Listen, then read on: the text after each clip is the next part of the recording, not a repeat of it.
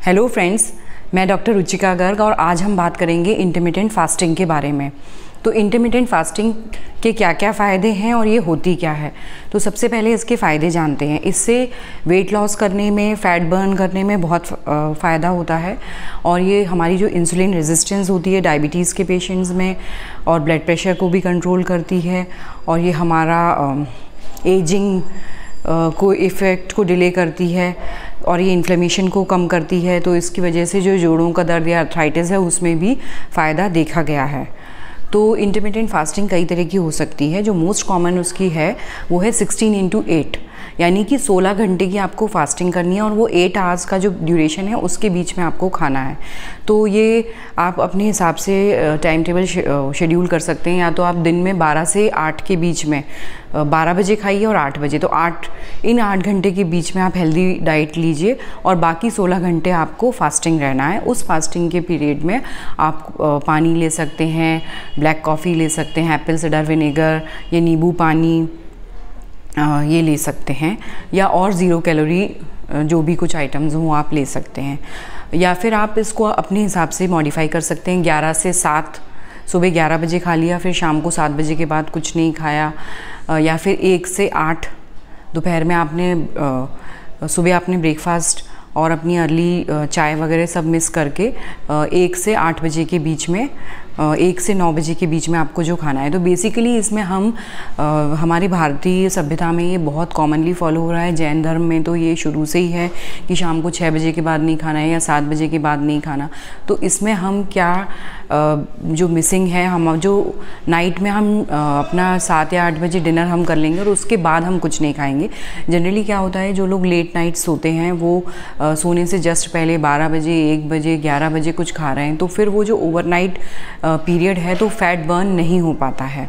तो बेसिकली हम इसमें जो अपने डिनर के बाद कोई भी मील है या कुछ भी मंचिंग है उसको उस सब को हमें अवॉइड करना है। तो जो हमें खाना है प्रॉपर डाइट, हम अगर 12 से 8 का फॉलो कर रहे हैं तो हम एक 8 बजे रात में अच्छी सी मील ले लें। लेकिन ये नहीं है कि अगर हम इंटरमिटेंट फास्टिंग कर रहे हैं तो वी आर फ्री कि हम बहुत सारा तला भुना लेंगे, या वो भी हमें हेल्दी और बैलेंस डाइट लेनी है।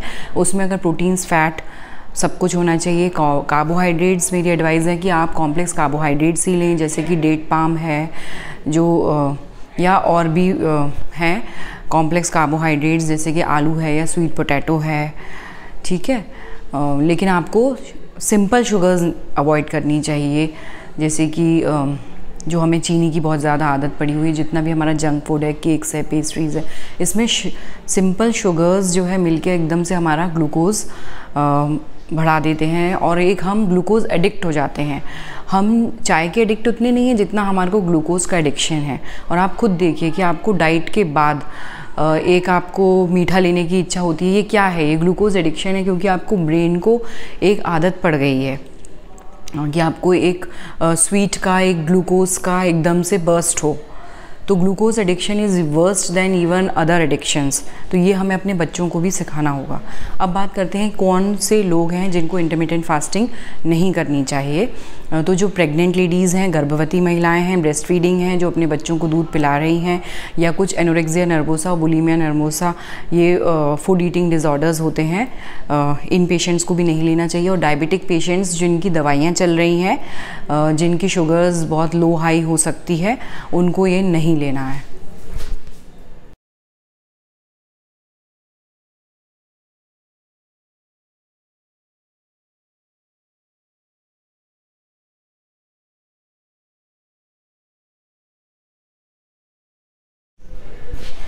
इसके अलावा एक होता है कि 24 आवर्स फास्टिंग।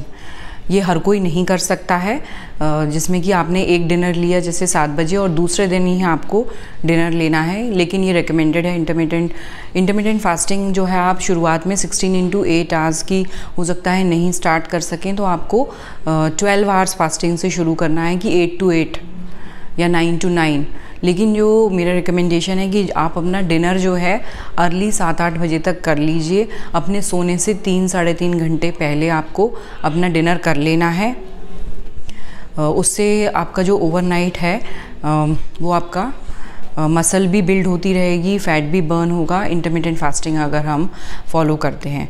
तो ये नहीं है कि इंटरमिटेंट फास्टिंग से आपका जो लीन मसल मास है वो इंक्रीज़ होगा, लेकिन अगर आप प्रॉपर डाइट लेते हैं, प्रॉपर प्रोटीन लेते हैं और लो कार्ब्स को मैं रिकमेंड करूँगी। कार्बोहाइड्रेट्स जो है, जैसे कि मैंने बताया, ग्लूकोज है, वो इंस्टेंटली आपके ब्लड ग्लूकोज को बढ़ा देगा और आप एक एडिक्ट हो जाते हैं। फिर आप ग्लूकोज या फिर रात में खाने के बाद आपको मिठाई चाहिए ही चाहिए।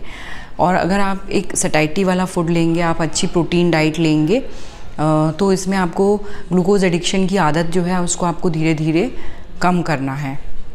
इंटरमिटेंट फास्टिंग के और भी कई रेजिम्स आते हैं कि जैसे 5 दिन आपने ठीक खाना खाया और बाकी 2 दिन जो है आप जितना खाते हैं उसका 25% कैलोरीज़ ही आपको लेना है। जैसे कि एवरेज पर्सन में अगर हम 2000 कैलोरीज़ पर डे 5 डेज़ लेंगे तो बाकी जो 2 दिन हैं उस दिन हमें 500 कैलोरीज़ ही लेनी है। ये भी एक इंटरमिटेंट फास्टिंग का तरीका है।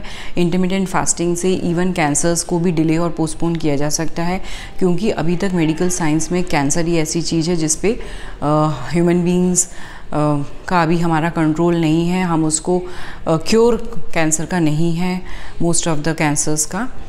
तो और रैट्स में एक स्टडी मिली जिसमें कि कुछ फीमेल्स को मेंस्ट्रुअल डिस्टर्बेंसेस इंटरमिटेंट फास्टिंग से हो गई हैं। तो इन फीमेल्स में आपको अपनी बॉडी की रिक्वायरमेंट के अकॉर्डिंग इंटरमिटेंट फास्टिंग को करना है, इंडिविजुअलाइज्ड अप्रोच करनी है। इसका मतलब है कि हर पेशेंट के लिए, हर बंदे के लिए अलग वो है, जैसा आपकी बॉडी डिमांड करे उस हिसाब से भी कर सकते हैं। आप कम पीरियड ऑफ फास्टिंग कीजिए और ठीक है, 16 घंटे की जगह आप 12 से 13, 14 इतने घंटे की फास्टिंग रखिए। तो जो इंटरमिटेंट फास्टिंग में जो एक चीज़ सामने आई है वो है कि ब्रेकफास्ट हमें अवॉइड करना है, क्योंकि जब हम सिर्फ 8 ही घंटे की ड्यूरेशन में जो भी हमें खाना है खाएंगे तो बाकी ड्यूरेशन में हमारा फैट्स जो है बर्नआउट होते रहेंगे और इंसुलिन रेजिस्टेंस कम होगा। इंसुलिन रेजिस्टेंस जो है वो डायबिटीज़ का डायबिटीज़ में जो मेन इटियोपैथोजेनेसिस है वो इंसुलिन रेजिस्टेंस ही है। इंसुलिन रेजिस्टेंस की वजह से डायबिटीज़ होता है। तो इंसुलिन की स्पाइक्स जो है वो इससे कम होती है, एकदम से इंसुलिन नहीं बढ़ता है, हाइपर इंसुलिनीमिया नहीं होता है। और हमारे हिंदू रीति रिवाजों में व्रत का बहुत ज़्यादा महत्व है और ऐसे ही मुस्लिम्स में रमज़ान है तो उसमें इंटरमिटेंट फास्टिंग अपने आप ही रोज़े के दौरान होती है। तो यही है कि हमारी सभ्यता ने हमें पहले से ही फास्टिंग और व्रत का महत्व सिखाया है। इससे इन्फ्लेमेशन भी कम होता है बॉडी में और आपके जोड़ों का दर्द और इन्फ्लेमेशन की वजह से एजिंग और ये सब भी कम होता है। तो इंटरमिटेंट फास्टिंग के बहुत ज़्यादा फ़ायदे हैं और आप अगर वेट लॉस करना चाहते हैं तो 3 से 4 हफ्ते में इसमें आपको रिजल्ट्स देखने को मिलते रहेंगे, क्योंकि आपको डाइट भी अपनी अच्छी रखनी है। Thank you, and you can share these videos and you can subscribe to this YouTube channel, Gynecologist Medical Lectures. Take care.